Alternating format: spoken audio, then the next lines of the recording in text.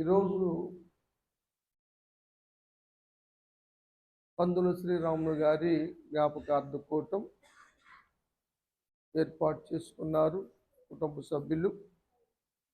మరణం అనే మాట వినటానికే చాలామంది ఇష్టపడరు.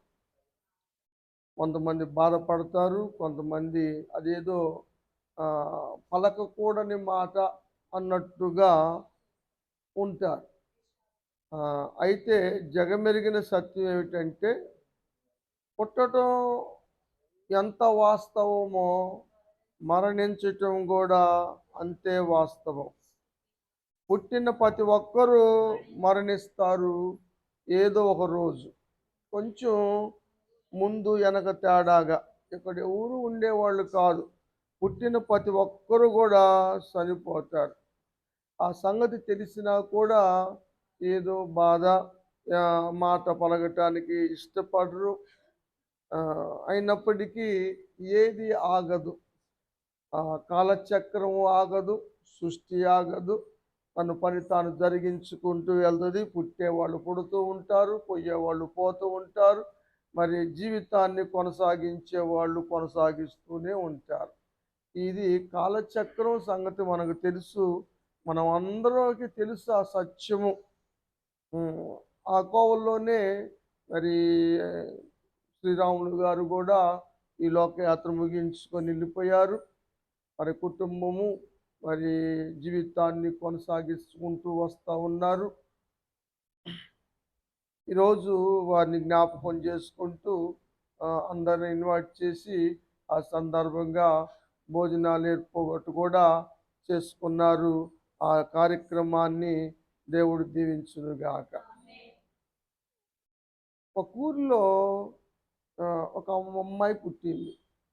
కానీ ధనికుల ఇంటిలో పుడితే ఎలా ఉండేదో, కానీ తన జీవితం పేదరాళ్ళు ఇంట పుట్టడం వల్ల ఆమె ఎంత సౌందర్యవతి అయినా కూడా మంచి వ్యక్తులతో మాట్లాడి గొప్పవారికి సంబంధం చేద్దామంటానికి కుదరలేదు. ఆఖరికి చివరికి ఒక సైనికుడికి ఇవ్వాల్సి వచ్చింది. కారణం ఏమిటంటే, స్తోమతను బట్టి తప్పని పరిస్థితుల్లో ఆ అమ్మాయిని సైనికుడిగా ఉన్నటువంటి వ్యక్తికి ఇవ్వటం జరిగింది, వివాహం జరిగింది. రండి సార్, కూర్చోండి.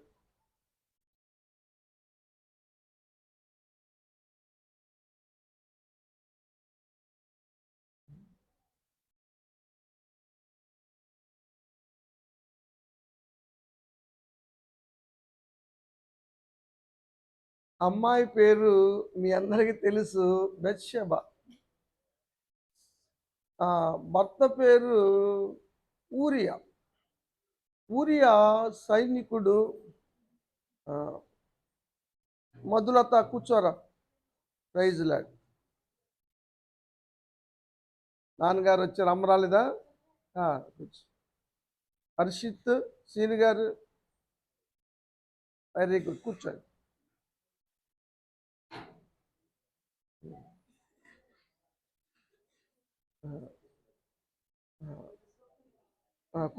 కూర్చోండి సైలెంట్గా ఇందాం.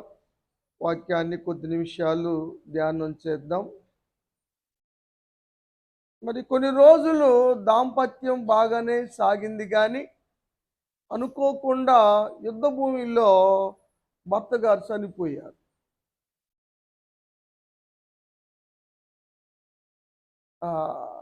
ఏమి చేయటానికి పాల్పోలేదు. అలాంటి పరిస్థితుల్లో వర్తమానం వచ్చింది, నీ భర్త చనిపోయాడమ్మా అని. అలాంటి పరిస్థితుల్లో బత్షెబా ఏం చేసిందంటే అల్లాడిపోయింది, అంగలార్చింది.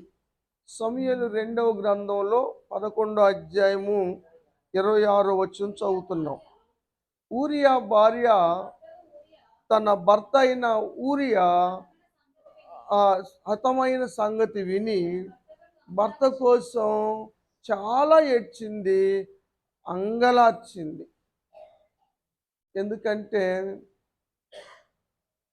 భార్యకి భర్తే సర్వస్వం. భర్త స్థానాన్ని ఎవరు పూర్తి చేయలేరు, భర్తీ చేయలేరు.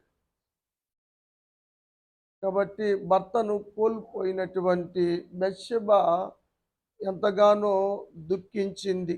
అందుట్లో చాలా మంచివాడు, అందరికి మేలు చేసేవాడు, మంచి వ్యక్తిగా తన భర్త చాలా తొందరగా మరణించటాన్ని జీర్ణించుకోలేకపోయింది. అయితే మరణించిన వారితో పాటు అందరూ పోలేరు కదా. ఎవరి కాలగతులు దేవుని చేతుల్లో ఉంటాయి. మరణం అన్నది ఎవరి చేతుల్లో ఉంటుంది? మన స్వాధీనంలో లేదు. మరణ దినము ఎవరి ఆధీనంలో ఉంటుంది? మానవుని ఆధీనంలో ఉండదు. మరణించటం, మరణం అన్నది అందరికీ ఉంది. అందరూ మరణిస్తారు. ముందు వెనక తేడా సత్యం తెలిసిన మరణం ఏ రోజు వస్తుందో, ఎవరికి వస్తుందో ఎవరికీ తెలియదు. అందుకని దావీదు అంటాడు, నా కాళ్ళగతులు నీ వశంలో ఉన్నవి. యాతాము రాస్తాడు కీర్తనలో, ఏం చెప్తాడంటే, మరణము చూడక బ్రతుకున్నరుడెవరు అని యాతాము గారు తను రాసిన కీర్తనలో రాశాడు. ప్రసంగి అయితే ఏం చెప్తాడంటే, మరణము అందరికీ వస్తుంది. 7వ అధ్యాయం 2వ వచనంలో ప్రసంగి గ్రంథంలో ఈ మాట చూస్తాం. మరణము అందరికీ వస్తుంది. కాకపోతే బ్రతికున్న వాళ్ళు ఏదో ఒక రోజు మనసును పెట్టుకోవటం అంటే గుర్తు చేసుకోవటం, జ్ఞాపకం చేసుకోవటం, వారి మంచితనాన్ని, భర్త ఉన్నప్పుడు ఏ విధంగా చూశాడు, ఏ విధంగా తనను ఆదరించాడు, ఎలా సహాయం చేశాడు, ఎలా పోషించాడు, ఎలా సహాయపడ్డాడు, తనకి, తన వారికి, తన కుటుంబానికి ఎంతగా మేలు చేశాడు, ఆయన ఉన్నప్పుడు జీవితం ఏ విధంగా కొనసాగింది అన్న విషయాలు సహజంగా జ్ఞాపకం చేసుకుంటారు అన్న విషయాన్ని చెబుతూ ఉన్నాడు 2వ వచనంలో. మొదటి వచనంలో ఏం రాశాడంటే, మరణదినం ఉంది, జన్మదినం ఉంది. జన్మదినము మంచిదా, మరణదినం మంచిదా, ఏది మంచిది, ఏది మేలైంది అని జ్ఞానిని అడిగితే ఆయన అంటాడు, జన్మదినము కన్నా కూడా మరణదినమే మేలు అన్నాడు కదా. కానీ మీరు ఒప్పుకోగలరా? ఒప్పుకోలేము. నిజంగా శ్రీరాములు గారికి ఇప్పుడు బాధ లేదు, కష్టం లేదు, దిగులు లేదు, చింత లేదు. వారు ప్రయాసలు, విశ్రాంతిలో ఉన్నారు. కానీ బ్రతికున్న వాళ్ళకి కష్టాలు, బాధలు, సమస్యలు, ఇబ్బందులు, అన్ని బాధలే, అనారోగ్యాలు, కష్టాలు, శోధనలు.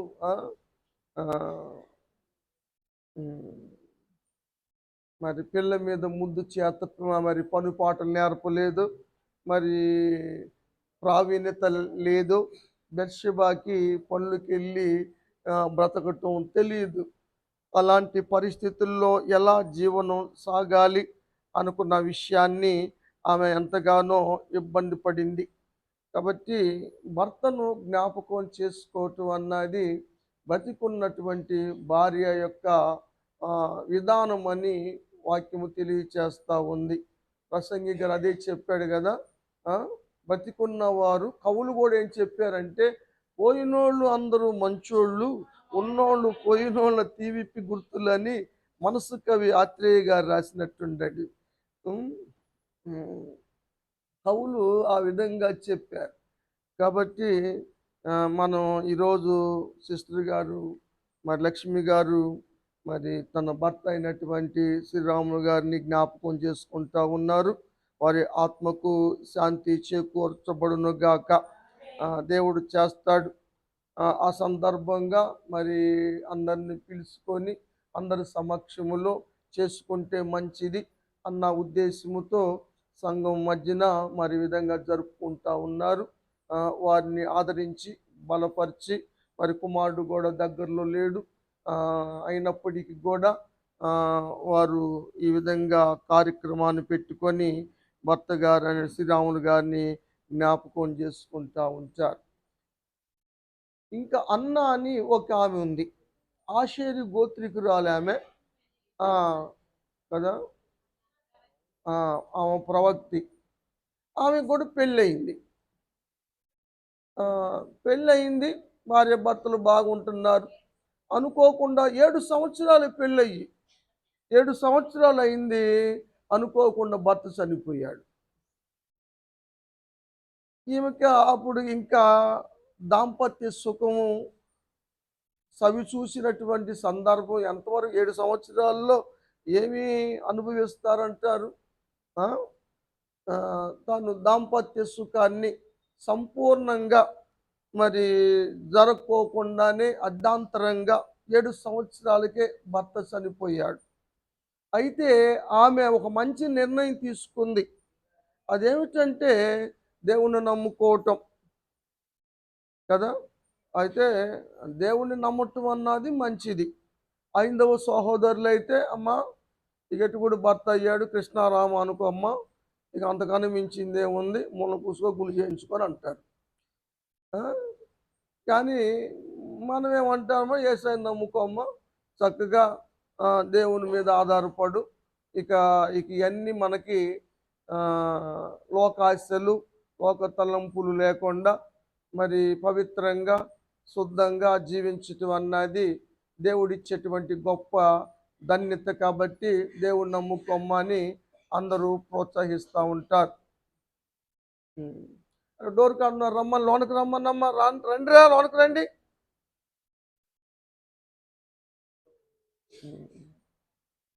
కూర్చోండి. చైర్ ఉంటే ఇంద్ర వాళ్ళకి చైర్స్ అయ్యి.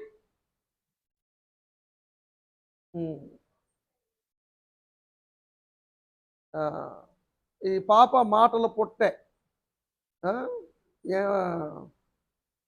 నాకు నేర్పిద్ది, నేను వెళ్తే కూర్చొని. కూర్చోమ్మ, మంచిది. ఆమె గురించి మనం లూకాసు వార్తలో చూస్తాం, 2వ అధ్యాయంలో 36వ వచనం.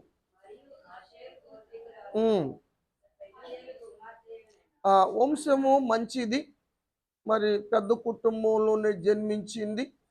అయినప్పటికీ ఇక్కడ మరణానికి పెద్ద గొప్ప అని భేదం లేదు, చిన్న అని తేడా లేదు.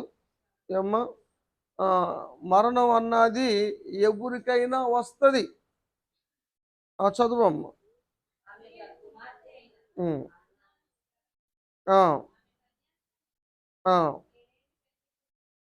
వివాహం అయిన తర్వాత 7 సంవత్సరాలే దాంపత్య సుఖాన్ని అనుభవించింది.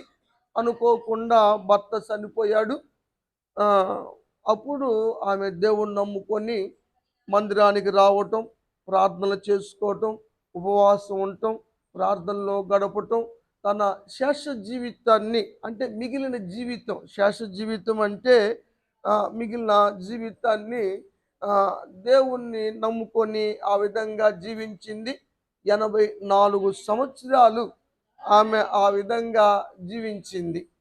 కాబట్టి మరి సిస్టర్ గారు కూడా మరి భర్త గారు దూరం అయినప్పుడు మరి దేవుణ్ణి నమ్ముకోవటం జరిగింది. వారు కూడా దైవికంగా భక్తిగా జీవించటం మనకు తెలుసు. ఆ విధంగా తన జీవితాన్ని గడుపుతూ ఉంది. ఇంకో చోట కూడా భార్య భర్తలు ఉన్నారు. అయితే అన్నకి సంతానం కలగలేదు. కానీ ఇప్పుడు నేను చెప్పే భార్య భర్తలకి ఒక కొడుకు పుట్టాడు. కొడుకు ఇక కొడుకు మీదే ప్రాణాలు పెట్టుకొని బతుకుతూ ఉన్నారు భార్య భర్తలు. అనుకోకుండా భర్త చనిపోయాడు. ఆమె కూడా ఏం పనులు నేర్చుకోలేదు, పనులు చేయలేదు.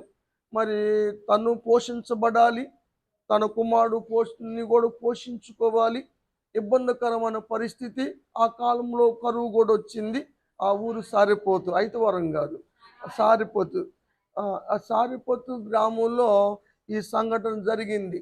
ఇక ఆమెకు ఒకరోజు గ్రాసమే ఉంది, ఇంక లేదు తినటానికి కూడా ఒకరోజే ఉంది. అయితే దేవుడు ఆ ఇంటికి దైవజనుడు పంపించాడు. దైవజనుడు ద్వారాగా ఆ కుటుంబము దైవికంగా మారారు, దేవుణ్ణి తెలుసుకోగలిగారు, దేవుణ్ణి నమ్ముకున్నారు. దేవుడు ఆ కుటుంబాన్ని ఆశీర్వదించాడు. వాళ్ళకి ఏమీ కొదవ లేకుండా, కొరత లేకుండా, కొదువు లేకుండా సమృద్ధినిచ్చాడు. ఆ విధంగా 3.5 సంవత్సరాలు కరువన్నది లేకుండా వారు పోషించబడ్డారు. ఆ విషయం కూడా మనకు తెలుసు. రాజుల మొదటి గ్రంథం 17వ అధ్యాయంలో ఉంది ఈ సంగతి. 12వ వచనం. ఆ, ఆ. అయ్యా, మా ఇంట్లో లాస్ట్ స్థితికి వచ్చేసాం. ఎందుకంటే నేను పనికి వెళ్ళేదాన్ని కాదు, నా కొడుకు పనికి వెళ్ళేవాడు కాదు. మేమిద్దరం విధంగా ఉన్నాం. బయట కరువు ఉంది కాబట్టి తొట్టిలో కొద్దిగా పిండి ఉంది. ఆ ప్రాంతంలో, మన ప్రాంతంలో రైస్ ఉంటాయి కానీ వాళ్ళ ప్రాంతంలో గోధుమలు వాడతారు కాబట్టి గోధుమ పిండి ఉంది. గోధుమ పిండి కాల్చుకుంటానికి నూనె ఉంది. గుడిలో కూడా కొద్దిగా నూనె ఉంది. అది ఆ రోజు పిల్లవాడికి వండి పెట్టుకుందాం, ఇక తెల్లారి పొస్తులు ఉండటమే, ఇక జరిగేది ఏదో జరిగిద్ది అనుకుని పొలలు ఏరుకుంటానికి వచ్చింది. గ్యాస్ కూడా లేదు పాపం వాళ్ళకి. అలాంటి పరిస్థితుల్లో మరి దైవజనుడు ఏలియా గారు రావటం, ఏలియాను పంపటం దేవుడే పంపించాడని యేసు ప్రభువారు చెప్పారు. ఆ కాలం ఆ, తర్వాత 700 సంవత్సరాల పూర్వం తర్వాత యేసు ప్రభువారు పుట్టారు. యేసు ప్రభువారు పుట్టినటువంటి 33.5 సంవత్సరాల్లో ఆ, సమస్య వచ్చినప్పుడు శాస్త్రులు పరిచయులకి చెప్పాడు ఈ మాట. లూకా భక్తుడు రాశాడు. లూకా గారు డాక్టర్ గారు మనకు తెలుసు. 4వ అధ్యాయం 25వ వచనంలో ఉంటుంది. ఏలియా దినముల్లో గొప్ప కరువు వచ్చినప్పుడు 3.5 సంవత్సరాలు ఆకాశం మూయబడి, ఆ, దానికి కూడా కారకుడు ఏలియా గారే. ఏలియా గారు ప్రార్థన చేశాడు. తిష్పీడు ఈయన ప్రవక్త కాబట్టి ఆయన ప్రార్థన చేస్తేనే, ఆయన ఆసక్తిగా ప్రార్థన చేస్తే ఆకాశం మూయబడింది. ప్రార్థనకి ఎంత శక్తి ఉందంటే ఆకాశాన్ని మూయగలదు, ఆకాశాన్ని తెరవగలదు. మరలా ప్రార్థన చేసినప్పుడు వర్షం కురిసింది, భూమి ఫలించింది అని యేసు ప్రభువారు సహోదరుడైన యాకోబు గారు తన పత్రికలో 5వ అధ్యాయం 17వ వచనంలో రాశాడు కదా. మనిషే, ఆకాశం చూడుపట్టవడేం కాదు, మనలాంటి మనిషే. వర్షం పడుకోకుండా ఆసక్తిగా ప్రార్థన చేశాడు. ప్రార్థన ద్వారా 3.5 సంవత్సరాలు ఆకాశం మూయబడింది. మరలా ప్రార్థన చేస్తే మరలా వర్షం కురిసింది. ప్రార్థనకి అంత శక్తి ఉంది కదా. మనకి ఎన్నిసార్లు తుఫాను వస్తూ ఉంటే ప్రతి వాళ్ళు అంటారు, తుఫాను పంపించాయి, అటు పంపించాయి, ఇటు పంపించాయి. ఇందాక కూడా వంట వండేటప్పుడు చినుకులు పడ్డాయి. వీళ్ళు అంటారు, నిన్న కూడా ఉమా వాళ్ళ కుటుంబంలో అమ్మాయి అదే చెబుతుంది, నిన్న కూడా వర్షం పక్కన పడతా ఉంటే పైన దేవుడే ఉన్నాడు, కింద మననే ఉన్నాడు, పాస్టర్ గారే ఉన్నాడు అంట.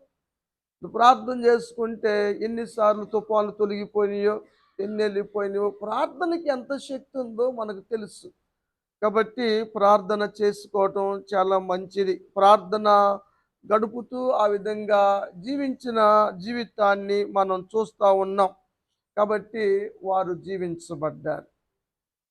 ఇంకో కుటుంబం కూడా ఉంది. ఆయన దేవుణ్ణి నమ్ముకున్న వ్యక్తి. భర్త చనిపోయాడు కానీ ఆయన ఆస్తిపాస్తులు పొలాల్ని మిగల్చలేదు కానీ అప్పులు మిగిల్చి వెళ్ళాడు. అప్పులోళ్ళు వచ్చి పిల్లలు పట్టుకెళ్ళాలనుకున్న సమయంలో ఎలీషా గారి కాలం అది. ఎలీషా గారిని సలహా అడిగితే, అమ్మ నీ దగ్గర ఏముందమ్మా అని అడిగితే, ఒక నూనె కుండ ఉందండి అంది.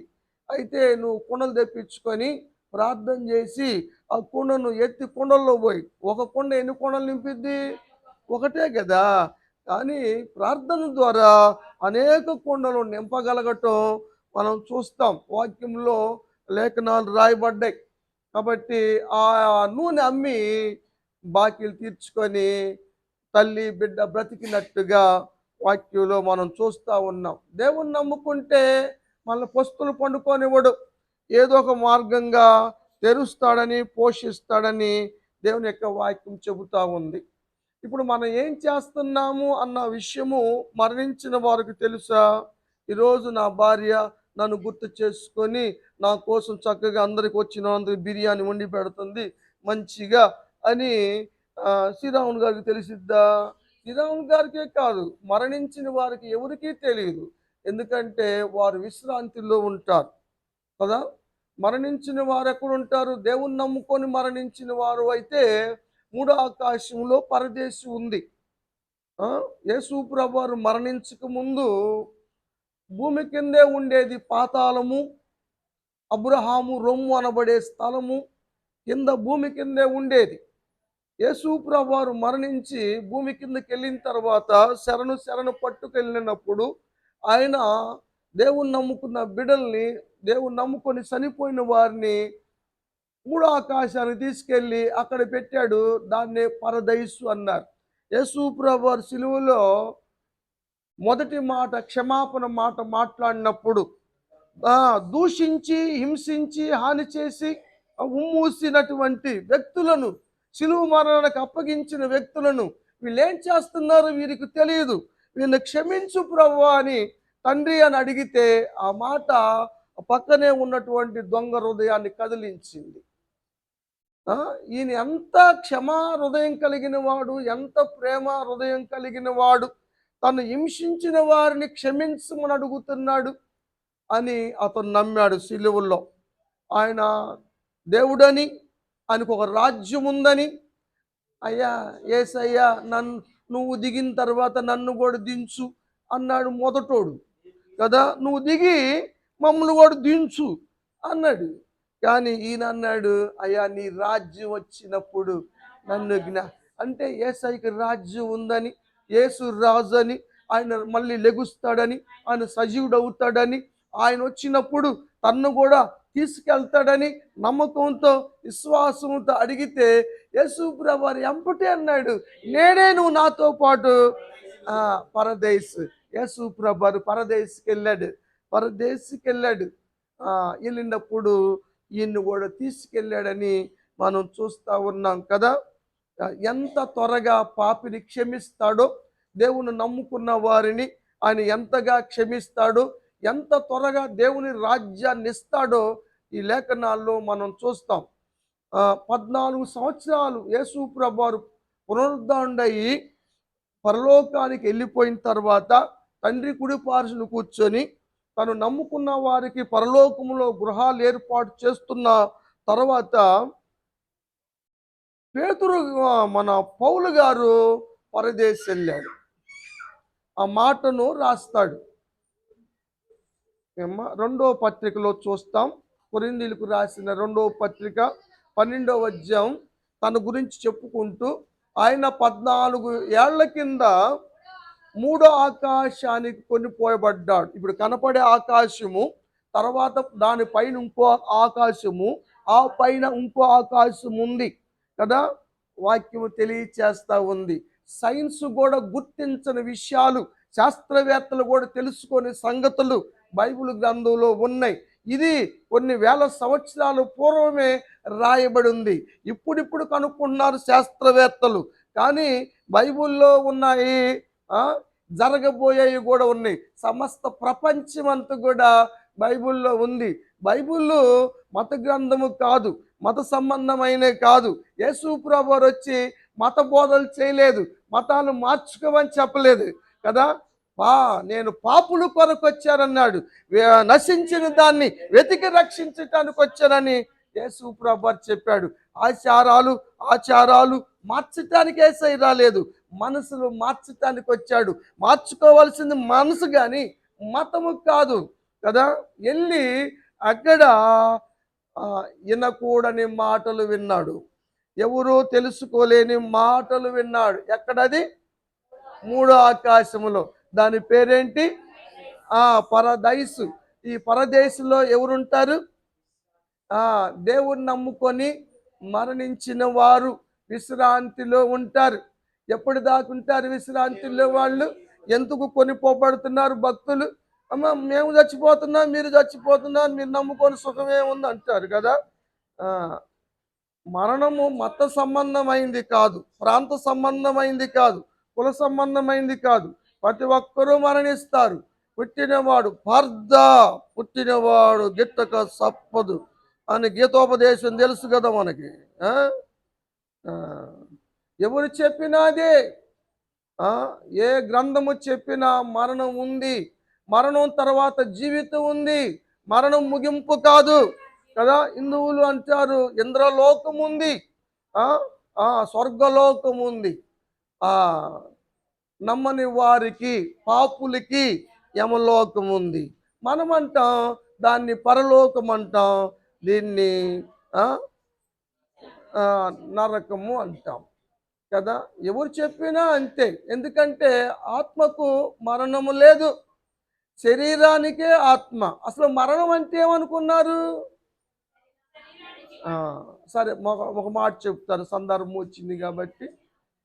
12వ అధ్యాయం ప్రసంగి గ్రంథం చదువు, 6 చదువు, 6 కాడ నుంచి చదువు. వెండి త్రాడు, తాడు ఎందుకు కడతాడు? ఏం తాడు అది? వెండి తాడు. తాడు ఎందుకు అసలు?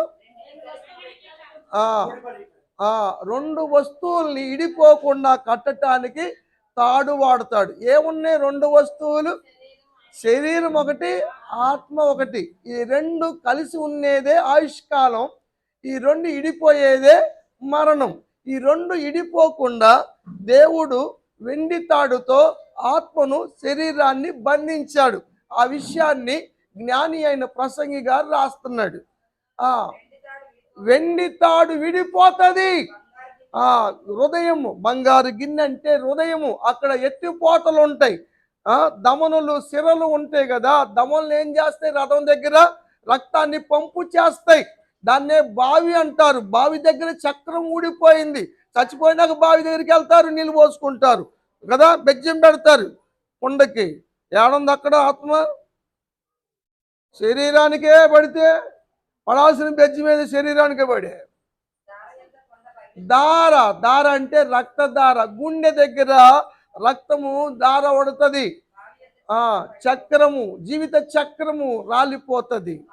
అప్పుడు ఏం జరుగుతుంది? మన్ను అయినది. ఏంటది? శరీరం మన్ను. రుజువు ఉందా మీకు? పరిశుద్ధ గ్రంథం తెలియజేస్తా ఉంది. వేల సంవత్సరాల పూర్వమే మానవుడు మట్టితో తయారు చేయబడ్డాడు అని. ఆదాము అంటే ఎర్ర మట్టి అని అర్థం కదా. ఆదాము మట్టి ద్వారా కలుగు చేయబడ్డాడు.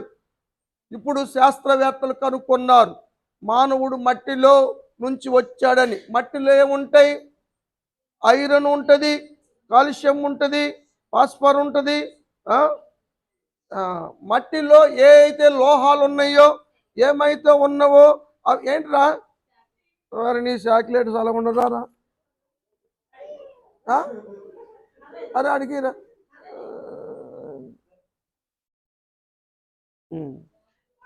తీసుకో తాతలే, వెళ్ళు. చాక్లెట్ తాతయ్య కదా పిల్లలు, మన వాళ్ళందరికీ.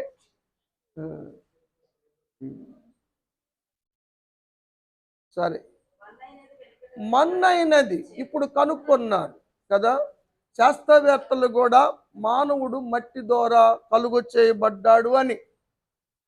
మీకు కావాలంటే అమెరికా దేశము సబ్బులు తెచ్చుకొని, ఇంపోర్టెడ్ సబ్బులు తెచ్చుకొని, గ్లాసు రూములో చుట్టూ డస్ట్ రాకోకుండా దాంట్లో ఉండి ఒక వారం తర్వాత 10 సబ్బులు అరిగిపోయిన దాకా రుద్దుకోండి. తర్వాత రుద్దితే మట్టి వచ్చు. ఎందుకని? మట్టి ఎంతకైనా ఆధారం, రుజువు కావాలా? ఇది మట్టి శరీరం, అది కాల్చిన మట్టి అవుతుంది, పుడ్చిన మట్టి అవుతుంది. ఒకసారి నన్ను అడిగారు, ఏంది గారు మీరు కాలుస్తారే? మేము కాలుస్తాము, మీరేంది సంప్రదాయాలు మార్చారు, పుడుస్తారేంది అన్నారు. నేను ప్రేమ గలవాళ్ళమండి మేము అంటే, మేము ప్రేమ లేని వాళ్ళమా అన్నారు. నిజమే, మీరు ప్రేమ లేని వాళ్ళు. కని పెంచి పెద్ద చేసిన వాళ్ళు చచ్చిపోతే వారికి కళ్ళ ముందు నొప్పి పెట్టి వాళ్ళు కాలుతా ఉంటే చూస్తానికి మీ గుండెలు ఉన్నాయి, మా గుండెలు లేవు. అందుకని మేము పుడుస్తున్నాం, లోపల పెడుతున్నాం, మళ్ళీ శరీరాన్ని దెబ్బదాలకుండా పెట్టి పెడుతున్నాం. రాళ్ళు మట్టేసినా, రాళ్ళు వేసినా శరీరం కందకోకుండా చేస్తున్నాం. ఎందుకంటే మా ప్రేమ ఉంది. మీ దగ్గర ప్రేమ కనపడాల నాకు. అదైనా మట్టి అవుతుంది, ఇదైనా మట్టి అవుతుంది. ఇది మట్టి అవుతుంది, నీ కళ్ళ ముందు కనపడుతుంది, బూడిద అవుతాం. కానీ అది సీక్రెట్గా కళ్ళతో చూడకోకుండా అది జరుగుతుంది. అంతేకాదు, మేము ఇత్తనం విత్తుతున్నాం, భూమిలో పెడుతున్నాం. మళ్ళీ నిరీక్షణ, క్రైస్తవ నిరీక్షణ, పునరుద్ధానం ఉంది. యేసయ్య రుజువుపరిచాడు, మరణాన్ని జయించి లేచాడు. అదే ప్రకారంగా దేవుని యందు విశ్వాసం ఉంచి నమ్మిన వాళ్ళు తిరిగి లెగుస్తారు. మృతుల పునరుద్ధానం ఉంది. ప్రతి ఒక్కరికి 2 దినాలు ఉంటే, జన్మదినము మరణం దినం ఉంటే యేసయ్యకి 3 దినాలు ఉన్నాయి. పునరుద్ధానం కూడా ఉంది. క్రిస్మస్ జరుపుకున్నాం ఎందుకు? యేసయ్య పుట్టాడని. గుడ్ ఫ్రైడే జరుపుతాం ఎందుకు? యేసయ్య మరణించాడని. ఈస్టర్ జరుపుతాం ఎందుకు తెలుసా? తిరిగి లేచాడు. మరణ ముల్లి విరిచిన దేవుడు ఆయన. కాబట్టి ఎవరు ఈ మహాత్ములు పుట్టిన వాళ్ళు ఎవరైనా సరే మరి తిరిగి లేచారా? గొప్ప గొప్ప వాళ్ళు పుట్టారు. ఎంతో మంది పుట్టారు ఈ లోకంలో. మహానుభావులు, చెప్పుకోదగ్గ వాళ్ళు, స్వతంత్రాలు తెచ్చిన వాళ్ళు. ఎవరండి చనిపోయి తిరిగి లేచిన వాడు? నా యేసయ్య స్పెషల్ ఏంటంటే మరణాన్ని జయించి సజీవుడిగా లేచాడు ఆయన. ఎవరు లేచారు? నన్ను కూడా లేపుతాడు. అదే నిరీక్షణ క్రైస్తవ జీవితంలో. కాబట్టి యేసయ్య లేచినట్టుగా నమ్మిన వారు లెగుస్తారు. అందుకనే భక్తులైన వారు కొనిపోబడుతున్నారు. యెషయా గారు చెప్తాడు 57వ అధ్యాయంలో 59 చదువు. 59వ అధ్యాయము. భక్తులైన వారు కొనిపోబడుతున్నారు. జరగబోయే కీడు మరి ఏముందో కీడు పాపం చూడటానికే లేకుండా తీసుకెళ్ళిపోయాడు. వారు విశ్రాంతిలో ఉన్నారు. అందుకనే మనం RIP రత్నంగా రెస్ట్ ఇన్ పీస్ కదా. చనిపోతే విశ్రాంతిలో ఉన్నారు. ఎప్పుడు దాకా నిద్రపోతారు వాళ్ళు? ఎవరు లేపుతారు వాళ్ళని? ఎవరు లేపలేరు. ఎప్పుడు దాకా నిద్రపోతారు? యోబు గ్రంథం 14వ అధ్యాయంలో ఉంది. ఇటు పక్క పేజీలో ఉండి చూడండిరా. పండుకొని తిరిగి లేవరు. ఎప్పుడు దాకా లేవరు? ఈ కనపడే భూమి ఆకాశాలు గతించిపోతాయి. పంచభూతాలు మహావ్యాండ్రముతో లయమైపోతాయి. అప్పుడు యేసయ్య వారు లేపుకొస్తాడు. అని వస్తా వారిని అంటబెట్టుకొస్తాడు. వారు వచ్చిన తర్వాత సమాధుల్లో వాళ్ళు లెగుస్తారు. వాళ్ళు మనం కలిసి దేవుని ఎదుర్కొనటానికి ఆకాశంలో మేఘాల మీద వెళ్తాం కదా. ఇది క్రైస్తవ నిరీక్షణ. మరణం ముగింపు కాదు. మరణం తర్వాత నిత్య జీవం ఉంది. దేవునితో గడిపే రోజులు ఉన్నాయి. మరి ఎందుకు శరీరం లేకపోవటం అంటే మనం చేసిన కార్యాలకి ప్రతిఫలం, శిక్ష అనుభవించటం ఉంటుంది, తీర్పు ఉంటుంది. ఆ సత్యాలు మనకు తెలుసు. కాబట్టి అవన్నీ మనం జ్ఞాపకం చేసుకుంటా ఉన్నాం. ఇంకా జ్ఞాపకం చేసుకోవాల్సింది ఏమిటంటే, ఇన్ని రోజులు భర్త లేకపోయినా తను కంటికి రెప్పలోగా కాసి కాపాడి పోషించి సంరక్షించి ఆయుష్ ఆరోగ్యాలు ఇచ్చింది ఎవరు? ప్రవీణమ్మ గారా? దేవునికి స్తోత్రం. ఆయన్ని జ్ఞాపకం చేసుకోవాలి కదా. సమూయేలు ప్రవక్త చెప్తాడు ఒక మాట ఇజ్రాయేలు ప్రజలకు. సమూయేలు మొదటి గ్రంథంలో ఇంకా పావుగంట ఉంది మనకి. పావుగంట ముగిచ్చేస్తాను, ఎక్కువ చెప్పను. మన టైం అంటే టైమే. 12వ అధ్యాయం 24వ వచనం. సమూయేలు మొదటి గ్రంథం. దేవుడు నీ కొరకు ఎన్ని గొప్ప కార్యములు చేశాడు. తలంచుకోవడం అంటే కుంకుడు కాదు, తలకు పోసుకోవటమా? జ్ఞాపకం చేసుకోవటం. ఏమి జ్ఞాపకం చేసుకుంటాం? దేవుడు చేసి ఇప్పుడు దాకా భర్తను జ్ఞాపకం చేసుకున్నావు. మరణం ఉంది అని జ్ఞాపకం చేసుకున్నావు. మరణం తర్వాత జీవితం ఉందని జ్ఞాపకం చేసుకున్నావు. మరణం ముగింపు కాదు, మరణం తర్వాత నిత్యత్వం ఉందని జ్ఞాపకం చేసుకున్నాం. ఇప్పుడు దేవుడు చేసిన కార్యాలు భర్త లేకపోయినా కూడా ఇప్పటి వరకు ఇన్ని సంవత్సరాలు ముట్టి ఈ విధంగా జీవితం కొనసాగించడానికి కృప చూపించిన దేవుని జ్ఞాపకం చేసుకోవాలి. ఏం చేశాడు గొప్ప కార్యం? ఇంకో మాట కూడా చదువు. రెండవది ఏంటంటే భయభక్తులు కలిగి ఉండటం. మూడవది దేవుని సేవించటం. ఇది క్రైస్తవ జీవితంలో చాలా ప్రాముఖ్యమైంది. ఇవన్నీ చెప్పటానికి టైం లేదు. కానీ ఒక విషయం ఏంటంటే దేవుడు చేసిన గొప్ప కార్యముల గురించి చూద్దాం. గతంలో చాలా జరిగినాయి, అవన్నిటి నేను ప్రస్తావించటం లేదు. అయితే ఈ మధ్య కాలంలో సహోదరికి ఆపరేషన్ జరిగింది కదా. ఆపరేషన్ సక్సెస్ఫుల్గా జరగటానికి దేవుడు కృప చూపించాడు.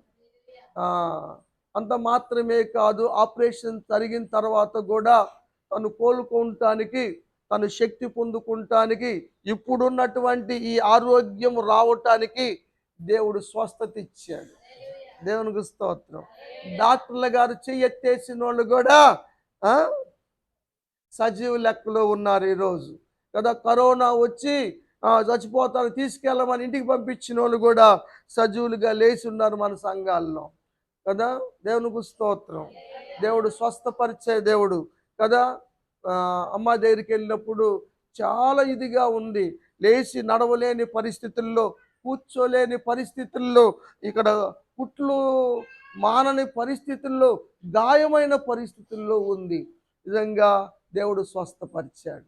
కాబట్టి దేవుడు చేసిన కార్యాన్ని జ్ఞాపకం చేసుకోవాలి. ఆయన స్వస్థపరిచే దేవుడు, ఆయన ప్రభావం కలిగిన దేవుడు.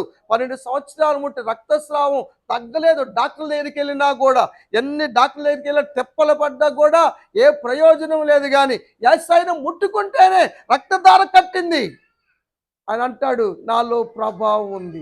యేసయ్య ప్రభావం లేని దేవుడు కాదు, ప్రభావం కలిగిన దేవుడు.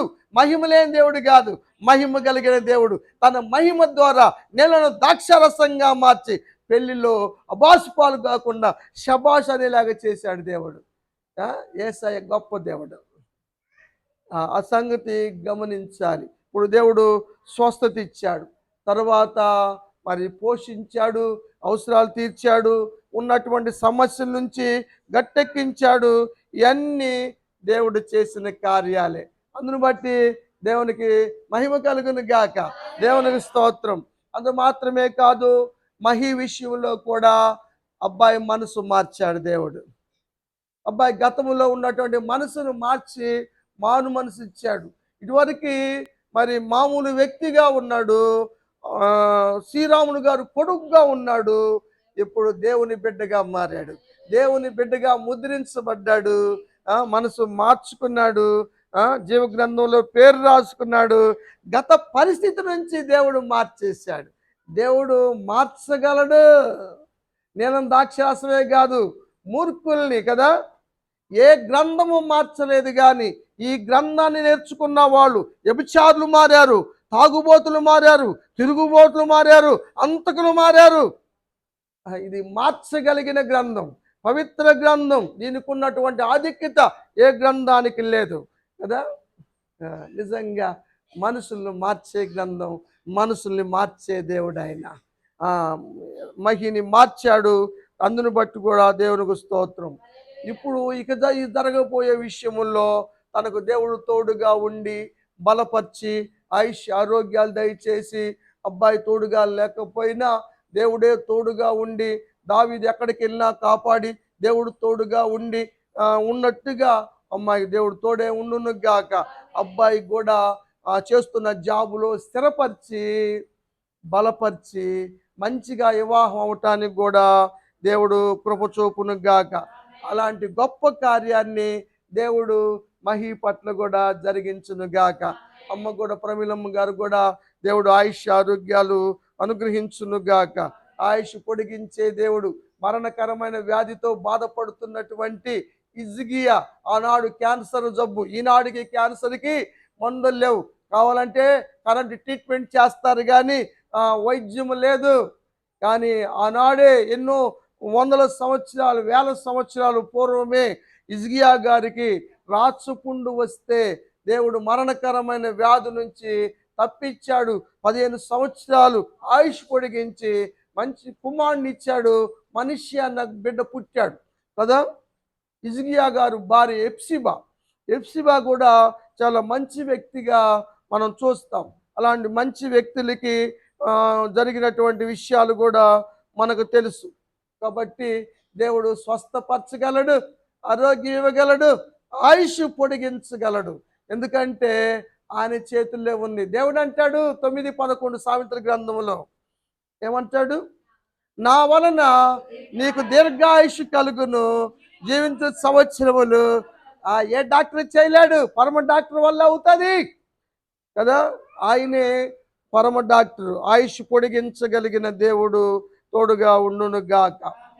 మహి మరి 2025 సంవత్సరంలో మనకు అక్కడ పెట్టిన కాలాండర్స్ బిడ్డ స్పాన్సర్డ్ చేశాడు. దానికి ఎంతైతే ఖర్చు అయిందో దానికి రావాల్సిన ప్రతిఫలాన్ని దేవుడు మహికి అనుగ్రహించును గాక. ఈరోజు అందరిని పిలిచి భర్త గారిని జ్ఞాపకం చేసుకుంటూ, దేవుడు చేసిన మేలు జ్ఞాపకం చేసుకుంటూ వచ్చిన వారందరికీ విందు సిద్ధపరిచినటువంటి సహోదరుని కూడా దీవించి దానికి రావాల్సిన ప్రతిఫలాలు కూడా దేవుడు అనుగ్రహించి దీవించును గాక. రాబో సంవత్సరంలో 2020 సంవత్సరంలో మేలుతో నింపును గాక. దేవుడి మాటలు ఆశ్రయించి దీవించును గాక.